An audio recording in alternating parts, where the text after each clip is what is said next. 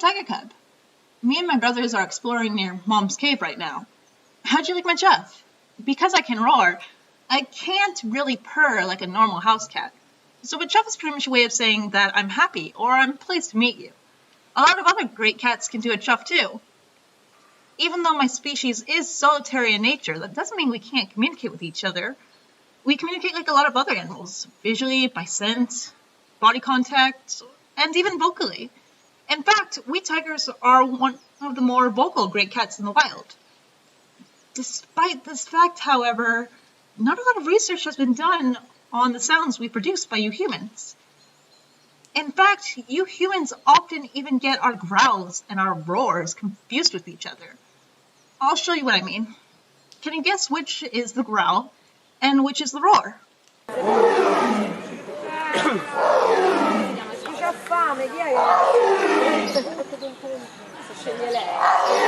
Appena fa devo entrare la bocca, no?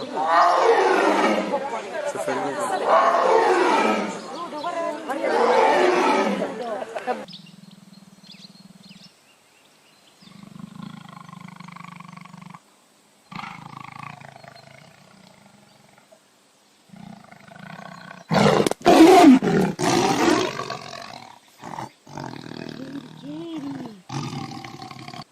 I bet at least a few of you thought the second one was our roar mixed with our growl. But in reality, that's actually just the growl. And the first one was our roar. If you think about it, the reason why you may have been tricked is because a lot of movies use our growls as our roars because they sound scarier. And most of the time, if we're in a movie, we're supposed to be scary.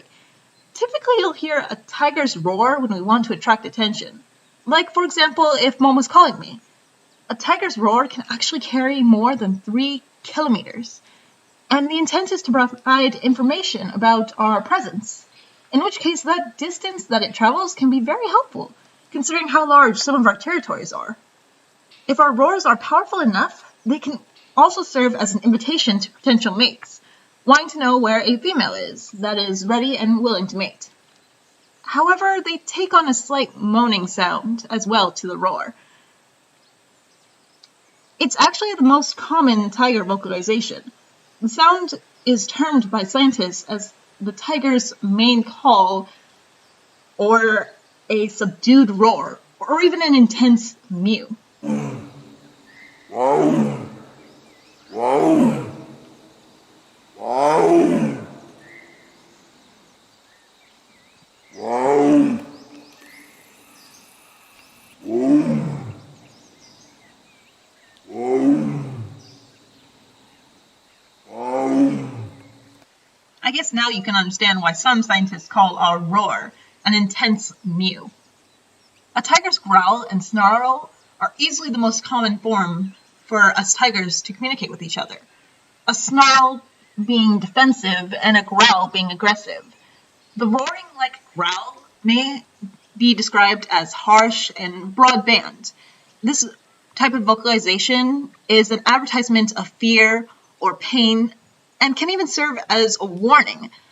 This is an extremely powerful, harsh, dynamic, and alarming sound. It's these sounds that we are most known for when we are hunting or fighting with others. Some scientists also believe that we tigers are also capable of producing infrasound through our roars and growls. This is when some of the sound of our roars and growls reach frequencies below 20 hertz. Although the human ear may not be able to hear these sounds, it doesn't necessarily mean that you can't feel them. This infrasound has the power to paralyze another animal that hears it in fear, and this paralyzing sound works with everyone, including experienced human trainers that know there's a tiger nearby. They could still be paralyzed with fear after hearing it.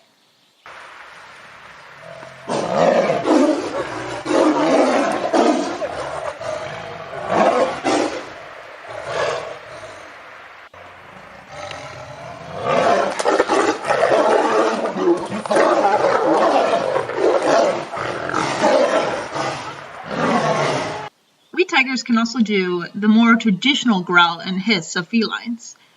And for the growl, it's been observed to occur during conflicts between 2 or more tigers, kind of like you saw in the video. It's also been heard to occur during mating and can even serve as a warning signal. This is why a tiger's roar isn't the only way we tigers can pair up.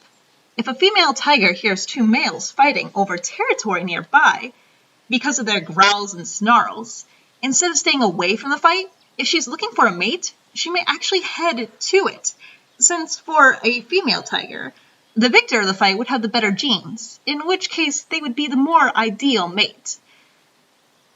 These kinds of fights don't only happen for territory either, as this is a way for male tigers to try to impress the females if 2 are trying to hook up with the same female. As for the hiss sound, it's been described as a spitting sound and typically occur when a tiger was showing signs of irritation, a warning for another tiger or keeper to retreat and go away.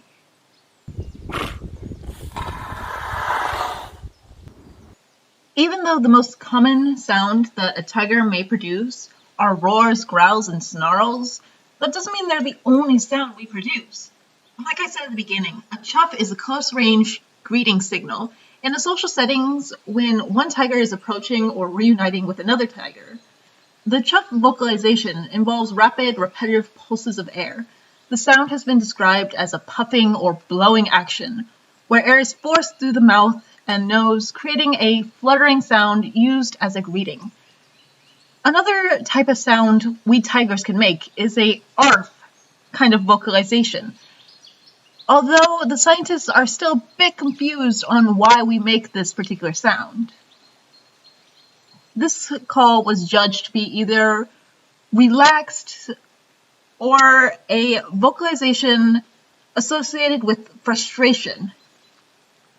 Similarly, the murr sound we produce is contrastingly described as being produced either when a tiger is relaxed or when they are active and frustrated.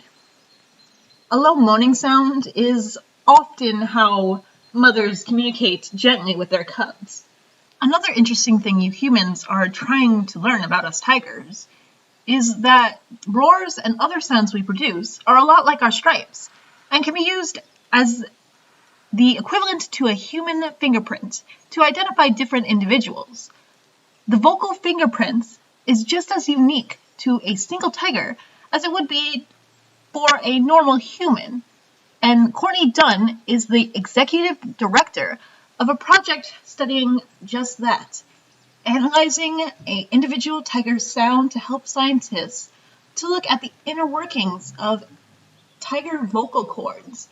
And the researchers in this particular project are currently trying to figure out a way to tell a tiger's individual sex, weight, and age just using our roars, growls, and other sounds we produce.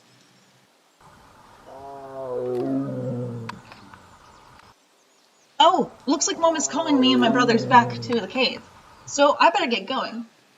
I would suggest being a bit more careful next time if you enter a tiger's territory. I'll see you later. Bye!